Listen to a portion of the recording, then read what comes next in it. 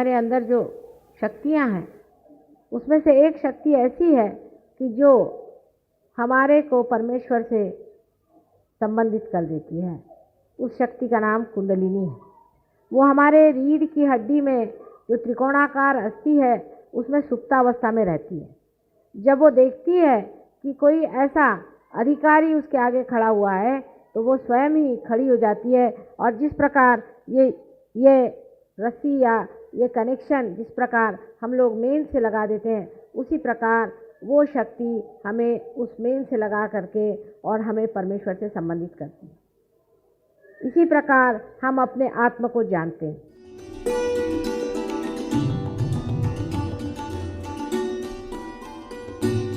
ये बाहर का समय है और इस समय अनेक लोग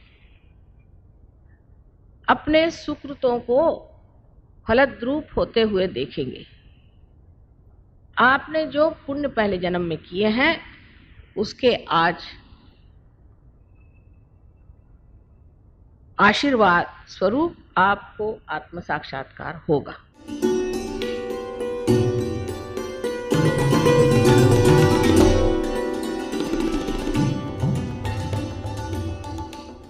नाभि चक्र से ही कमल जैसे ब्रह्मा निकल कर के ये सृष्टि करते हैं, जिनसे कि हम सौंदर्य दृष्टि को प्राप्त करते हैं। लेकिन जब हम नाभि चक्र पे आते हैं तो नाभि चक्र ये हमारे खोज का चक्र है।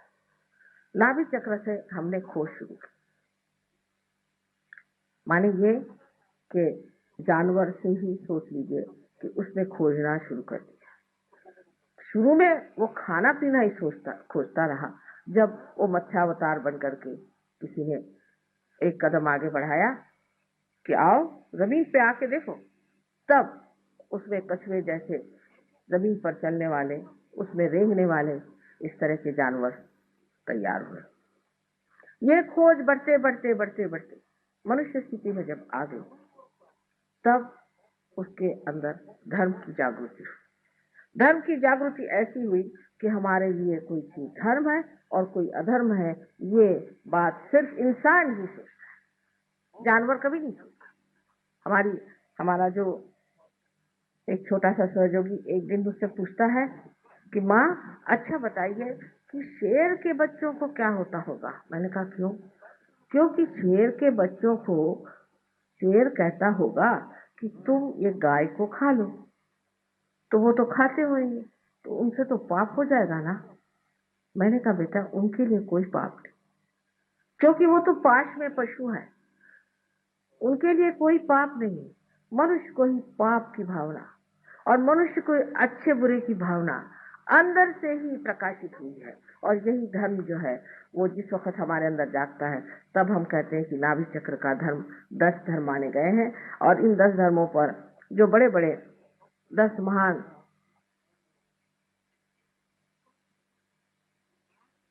आदि गुरु स्थापित किए गए हैं, उनको जगा देने से कुंडलिनी हमारे अंदर धर्म की स्थापना कर दी। माने ये कि हमें कहना नहीं पड़ता है कि आप ये काम मत करिए। हमने कभी उनसे नहीं कहा कि आप शराब मत पीजिए। अगर इंग्लैंड में आप कहिए कि आप शराब मत पीजिए तो आधे से ज्यादा लोग तो उठ के चले जाएंगे। यहाँ भी कुछ ऐसा ही हाल होगा। लेकिन मैंने कभी नहीं कहा। मैंने ये भी नहीं कहा कि आप तंबाकू मत खाओ। मैंने ये भी नहीं कहा कि आप ड्रग मत लो। मैंने कहा इस गली में बस आ जाओ। और जैसे ही सहयोग में उन्होंने प्राप्त किया, दूसरे दिन से ड्रग छोड़ दिया। दूसरे दिन से छोड़ दिया। ये क्या, ये सांप, इसको छोड़ो, अपने आप हटा। मैंने कुछ नहीं कहा। नाभि चक्र के जो कुछ भी दोष है, जैसे कि हम गलत गुरुओं के पास जाते, एक गुरु के पास गए, जिसको देखो उसको हम नमस्कार करते थे। तो गुरु तत्व जो है वो नाभि के चारों तरफ स्वादिष्ठान के माध्यम से फैला हुआ है। स्वादिष्ठान उसके चारों तरफ घूमता है और उसकी जो परिधि बनती है उसमें हमारा गुरु धर्म बनता है। तो खोज में आदमी फिर गुरु के पास, पहले तो और जगह भी खोजता है, सत्ता में खोजता है, पैसे में खोजता है, इसमें खोजता है, उसमें खोजता है। जब वहां भी नहीं मिला तो चलो भाई किसी को गुरु बनाना चाहिए। तो वो गुरु बनाने की जगह जैसे हमारे घर में एक नौकर रख लेते हैं, उस तरह से गुरु रख लेते हैं।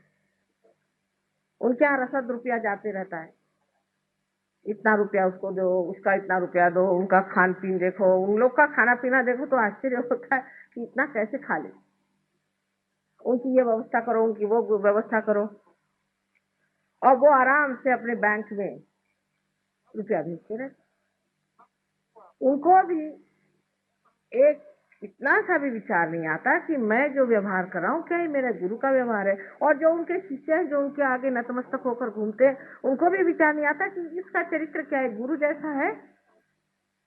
इसका तो पूरे समय लक्ष्य हमारे जेब पे ही है, तो भी हम इसी की ओर क्यों दौड़ते जा रहे हैं। कहीं से कोई चमत्कार दिखा दे, कहीं कुछ ला दे, वो उसी के पीछे लोग चले जाते। जब आपका गुरुधर्म टूटता है तब अधोगति की शुरुआत हो जाती है। तो जिस वक्त मनुष्य खोजने के बजाय इधर उधर भटकता है, जिसे मैं लेफ्ट साइड और राइट साइड कहती हूँ, जब वो लेफ्ट साइड की तरफ मुड़ने लग जाता है तो वो अपने सबकॉन्शियस और उसके बाद कलेक्टिव सबकॉन्शियस माने सुप्त चेतन और सामूहिक सुप्त चेतन में उतरता हुआ उस लोक में जहां जाता है जहां सब कुछ जो पहले मरा है, गत है, वो रखा हुआ है, पास्ट पूरा। और जो मनुष्य भविष्य की बात करता है, प्लानिंग करता है, आगे की सोचता है और उसमें खोजता है, सत्ता में खोजता है या वैराग्य में और अपने शरीर को तंग करके मैं को बड़ी भारी सिद्धि ले लूंगा, इस तरह की बातें सोचता है, वो राइट साइड पे चला जाता है। अब गुरु लोग लेफ्ट साइड वाले भी हैं, राइट साइड वाले भी हैं। इसी प्रकार कुछ ड्रग्स हैं जो कि राइट साइड में डाल देते हैं, कुछ लेफ्ट साइड में डाल देते हैं। अब आपको आश्चर्य होगा कि कैंसर जैसी बीमारी ये साइकोसोमैटिक कही जाती है। बहुत से लोग सोचते हैं कि कैंसर जो है ये सिर्फ शारीरिक बीमारी है, बिल्कुल भी नहीं, ये साइकोसोमैटिक है। आपके राइट साइड में आप अपना शारीरिक और बौद्धिक कार्य करते हैं और अपनी लेफ्ट साइड में आप मानसिक कार्य करते हैं। अंग्रेजी भाषा तो ऐसी कमाल की है कि सबके लिए एक ही शब्द माइंड है, चाहे वो बुद्धि हो चाहे मन हो। तो आप जो मन का काम करते हैं वो आपकी लेफ्ट साइड है, जो आप बुद्धि और शरीर का काम करते हैं वो आपकी राइट साइड है। अगर आप राइट साइड से बहुत ज्यादा काम करते हैं, बहुत ज्यादा से आप परेशानियां उठाते हैं, जैसे कि खास करके मैं आपसे कहूंगी नाभि चक्र में, जिसे हम लेफ्ट नाभि कहते हैं, लेफ्ट साइड में आपकी जो एक विशेष संस्था है जिसे स्प्लीन कहा जाता है, प्लीहा कहते हैं शायद हिंदी में, उसमें जब आप अच्छी उसको इस्तेमाल करते, माने इस तरह से कि सवेरे आप उठते ही साथ अखबार पढ़ा, अखबार पढ़ते ही साथ पहले वो गड़गड़ होने लगे, स्पीडोमीटर है वो खिलने लगा, इसको मारा उसको मारा, दुर्घटना हुई है, वो अखबार सेंसेशनलाइजेशन जो शुरू हुआ है कि सनसनी खेज की सुनते, वो सनसनी बेचारा आपके पेट में जो बैठा हुआ ये स्पीडोमीटर है इस पे असर कर जाता। उसके बाद उठे, जल्दी जल्दी भागे, आपने सोचा कि चलो जल्दी से मोटर पकड़े और जाए, तो मोटर के सामने बहुत सारी चलाते चलाते जैम हो रहा है, कुछ हो रहा है, उसमें आप परेशान पहुंचते पहुंचते दफ्तर में पहुंचे, कब पहुंचे वहां से फिर परेशानियां, खाना ठीक से खाया नहीं, बीबी ने ब्रेकफास्ट दिया, मुंह में ठूसते हुए चले जा रहे हैं। ये सब चीजें आपको पता नहीं कितने नुकसान दे, इससे ब्लड कैंसर होता है। पहले जमाने में इस बात पति खाना खाने बैठता था, आराम से नहा धो करके इत्मीनान से बैठते थे और पत्नी पंखा झलती थी, धीरे धीरे खाना परसती थी। उस पंखे के झलने में जो स्पीड थी वो स्पीड खाने की होनी चाहिए और वो धीरे धीरे चबा चबा कर खाते थे, इत्मीनान से खा करके, और फिर वहां जहां जाना है जाते थे। लेकिन अब तो वो चीज रह नहीं गई, वो तो अब चलता नहीं।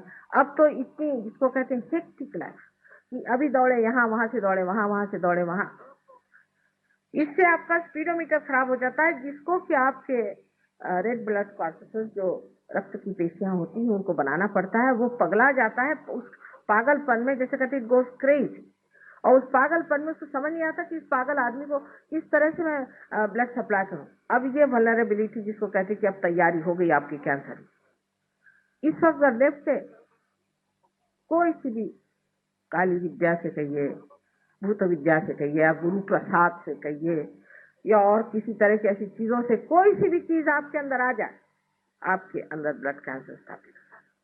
अगर कोई माँ इस तरह की हो कि जो रात दिन आफत में मची हुई है, आज पापड़ बेलना है, फिर कल और कुछ बनाना है, पति को वश में रखने के लिए औरतें यहाँ बड़ी होशियारी से काम करती हैं, तरह तरह के खाद्यान्न बनाना है, इसका प्लानिंग करना है, उसका प्लानिंग करना है, उनके बच्चों को भी हो सकती है। अगर वो उस वक्त गर्भवती हो तो बच्चों को हो सकता है।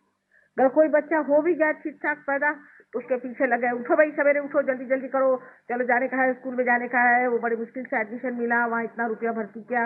ये सारा समाज ही ऐसा बना हुआ है कि सब लोग उथल पुथल में चल रहे हैं। इस उथल पुथल से ब्लड कैंसर की होने की बड़ी संभावना है।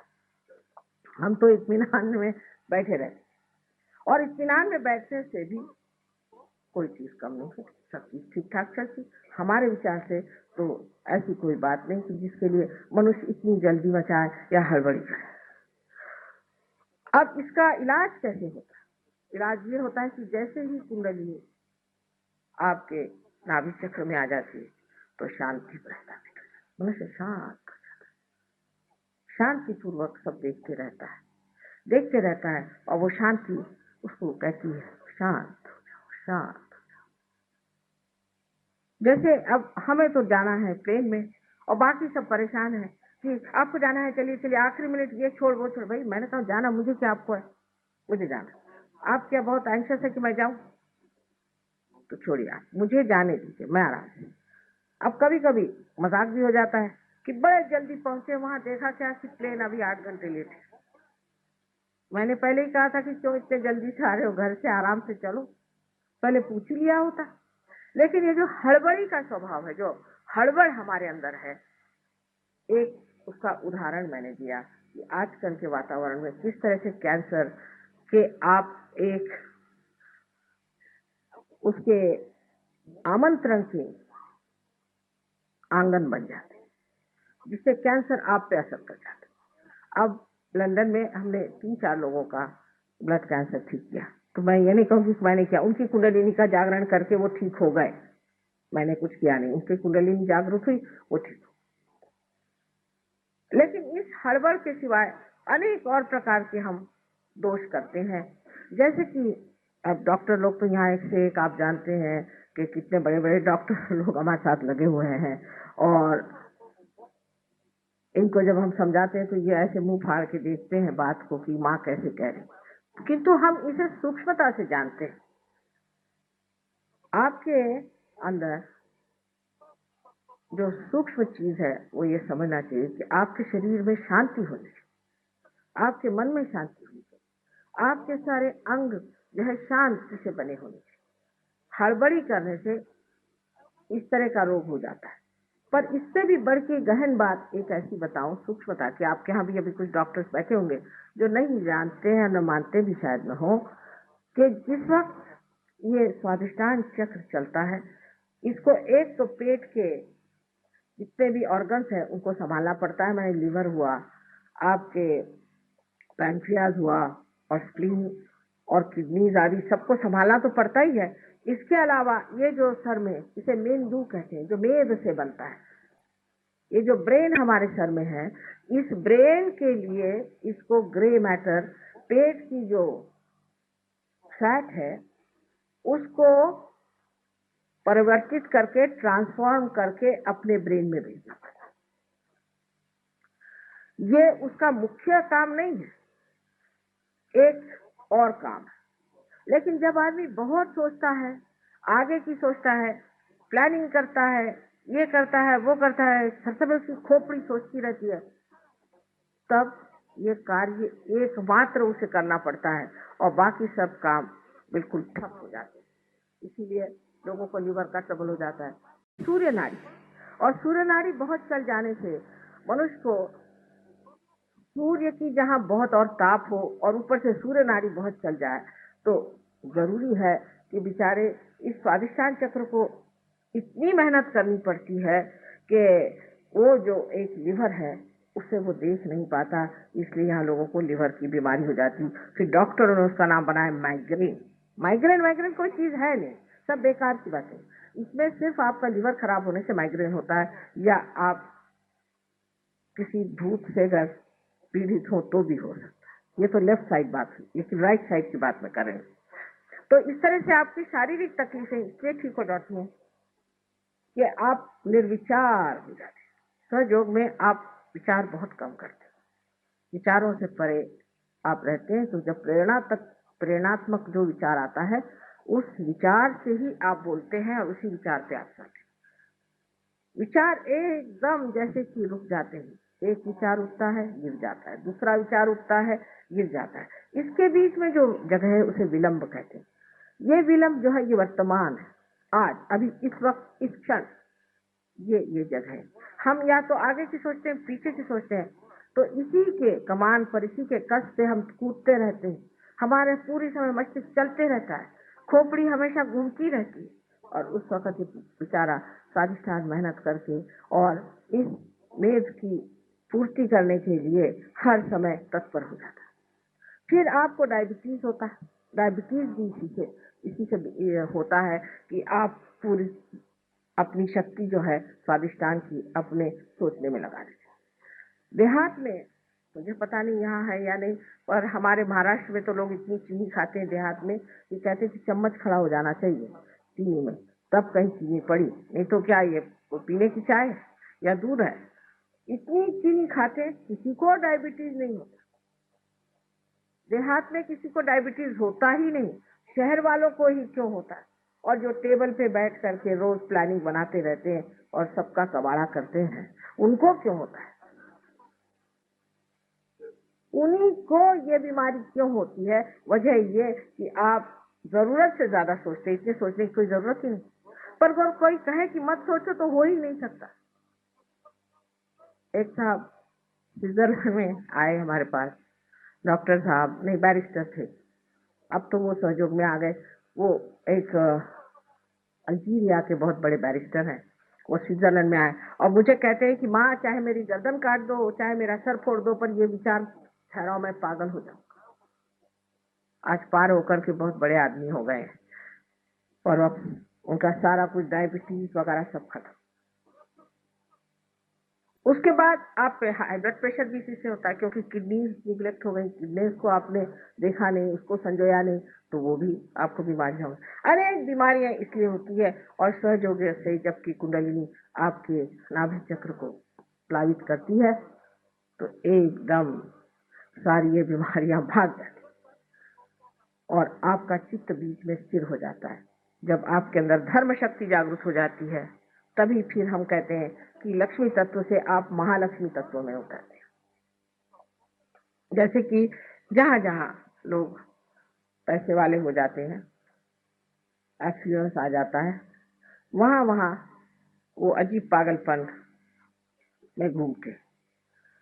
जैसे कि आप अमेरिका में जाइए तो जितने अमीर लोग हैं, या तो वो बिल्कुल ही मूड हो जाते हैं इडियट, या वो नहीं हुए तो वो ऐसे ऐसे बातें करते हैं कि जैसे कि किसी ने आत्महत्या कर ली, ऊपर से नीचे कूद मरे, और किसी ने अपने 4-5 बच्चे ही मार डाले। तो समझ में नहीं आता है कि पैसा हो जाने से अगर इतनी आफतें आती तो बेहतर है कि हम गरीबी में रहें।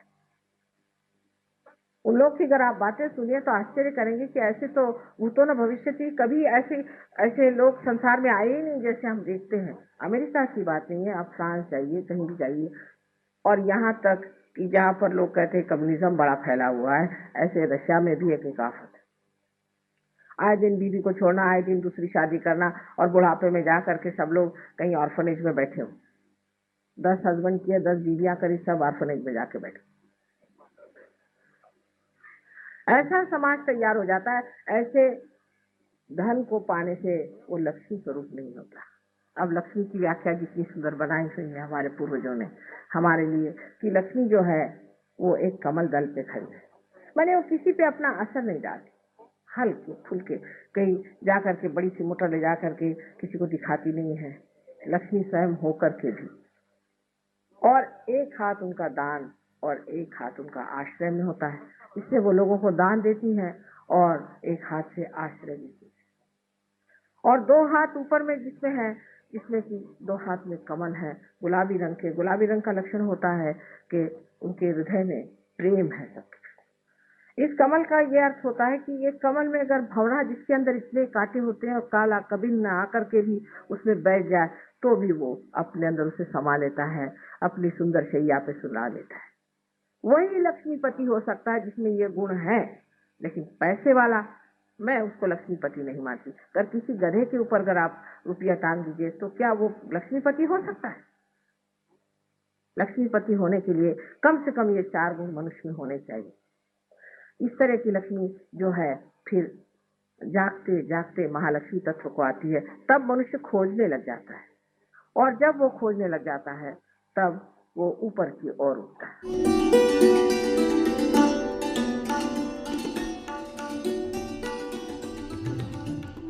मैं उस आदमी को बहुत महत्व देती हूँ और मान्यता रखती हूँ कि जो देशभक्त है। देशभक्ति हमारे लिए बहुत आवश्यक है, क्योंकि हमारा देश एक विशेष देश है। ऐसा देश दुनिया में नहीं है। इस देश के प्रति अगर आप में भक्ति न हो तो आप कुंडलिनी का जागरण नहीं प्राप्त कर। सारे विश्व की कुंडलिनी भी इसी देश में। कमाल की चीज है कि अभी तक आप लोग अनभिज्ञ रहे, पर इस देश की जो शक्ति महान है। और एक दिन ऐसा आएगा कि सारी दुनिया आपके सामने झुक जाएगी, क्योंकि हम लोग बहुत शक्तिशाली हैं। वो भी झुकेगी आदर और प्रेम से, तलवार की जोर से नहीं, क्योंकि यहाँ के लोगों में यहीं के सरजमी का खाया हुआ अन्न है, उनके खून में वही चीज बह रही है। तो देशभक्ति बहुत जरूरी है हम लोगों के लिए, विशेषकर सहयोग के लिए। यहाँ तक कि ये लोग जो बाहर से आए, ये भी आपके भारत को बहुत मानते हैं। यहाँ तक कि अपने यहाँ भारतवर्ष के नक्शे लगाए हुए हैं। यहाँ के जो महान महान लोग हो गए, उनके घरों में, अपने घरों में फोटो लगाए हुए। और ये सारे जितने भी देव देवता हैं उन सबको मानते हैं, क्योंकि वही चक्रों में विराजमान है। इस तरह से हमें समझना चाहिए कि एक तरह से हमें जब तक अपनी सभ्यता और अपने देश की विशेषताओं के बारे में जानकारी नहीं होगी, तब तक हम देश से प्रेम भी नहीं कर सकते। इसलिए सोचना चाहिए कि आप बहुत भाग्यशाली हैं जो इस देश में आपका जन्म हुआ, जो आप इस देश में आए। बड़ी भाग्य की इतनी सस्य श्यामलाम भूमि है, इसके लिए और कुछ कह नहीं सकते। अभी आपके कुंडलिनी के जागरण के लिए मैंने कहा था, सब लोग बैठे हुए हैं, कोई गया नहीं। इसका मतलब है आप लोग सब चाहते हैं कि आपका जागरण हो जाए, तो बड़ी अच्छी बात है। बहुत प्रोत्साहित होता है इंसान देख कर। अच्छा, अब सिर्फ बहुत हल्का है, आप हिंदुस्तानी हैं और इस भूमि पर बैठे हैं, आप लोगों को तो बिल्कुल मुश्किल नहीं। और जगह मेरे हाथ टूट जाते हैं, लेकिन भारतीय लोगों में इतनी भगवान ने विशेषता दी हुई है आत्मिक जीवन की कि कोई तकलीफ नहीं होती और बहुत आसानी से ये कार्य हो जाता है। अब आप दोनों हाथ मेरे ओर ऐसे,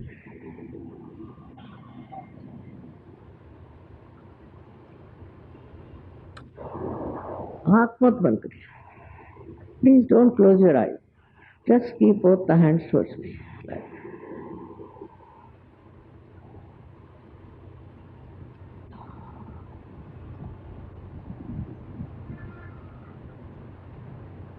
Now please put your left hand towards me and put the right hand on top of your head. Left hand मेरे ओर करें और right hand को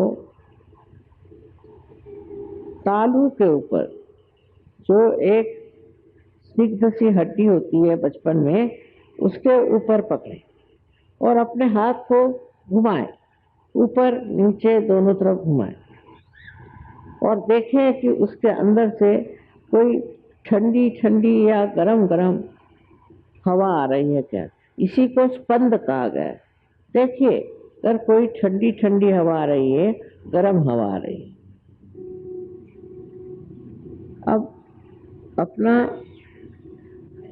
राइट हैंड मेरे तरफ, मैं इसलिए अंग्रेजी में कह रही राइट एंड लेफ्ट क्योंकि हिंदुस्तानी भाषाओं में हर जगह अलग अलग तरीके से कहा जाता है। तो राइट हैंड मेरे ओर करें और लेफ्ट हैंड से आप देखिए, फिर अपने तालू के ऊपर सर झुका लें, सर झुका के देखिए, please bend your head and see for yourself कि आपके तालू भाग से कुछ ठंडी या गर्म हवा आ रही है क्या। देखिए, किसी किसी को बहुत ऊपर तक आती, किसी को अलग अलग दिशा में आती है, पर आप इसको महसूस करें, इसकी प्रचीति होनी चाहिए। ये अनुभव है, ये अनुभव के सिवा किसी भी चीज में विश्वास नहीं करना चाहिए। अब फिर से लेफ्ट हैंड मेरी ओर करें और राइट हैंड से देखें कि आपके सर में ठंडी या गर्म हवा आ रही है। अब गर्म हवा इसलिए आ रही है कि आपने अभी तक किसी को माफ नहीं किया। आपको अपने को भी माफ करना है और दूसरों को भी माफ करना है। बस इतना करें, सिर्फ कहें कि माँ मैंने सबको माफ कर दिया और खुद को भी माफ कर दिया। देखिए, एकदम आपको आश्चर्य होगा कि हवा ठंडी आने लग जाएगी।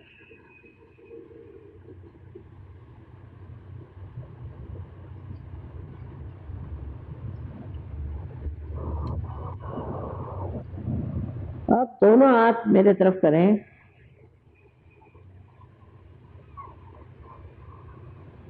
दोनों हाथ, और कोशिश करें कि कोई विचार ना आए, निर्विचारिता में आ जाए, क्योंकि इन विचारों से ही हमारे अंदर को बुद्धि आती है।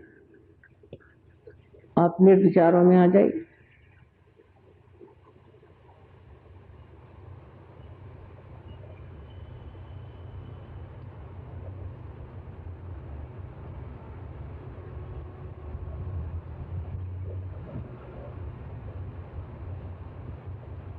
अब जिनके हाथ में या उंगलियों में ठंडी हवा आ रही हो या तलवे में ठंडी या गर्म हवा आ रही और सर से जिसके ठंडी या गर्म हवा आई हो, वो सब लोग दोनों हाथ ऊपर करें। I'm saying those who get the cooler or hot breeze. बाबा,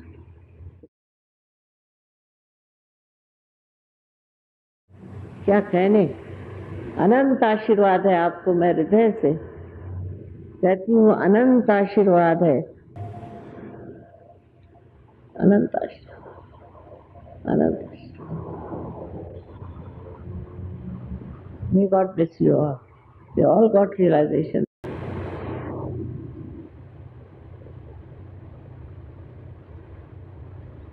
अब इसमें थोड़ा सा ध्यान किया है आप, उसके लिए आप अपनी अपनी जगह, सब जगह सेंटर्स हैं, चाहिए ध्यान करना पड़ेगा 5-10 मिनट, ज़्यादा नहीं। और उसके बाद आप देखिए क्या आपकी हालत होती है। एक आनंद के इसमें चले जाएंगे, बहुत बड़े आनंद के सागर में डूब जाएंगे। ये जो बूंद है वो सागर हो जाएगा, बड़ा मज़ा आएगा। आप सबको मेरा बहुत बहुत प्यार और अनंत आशीर्वाद।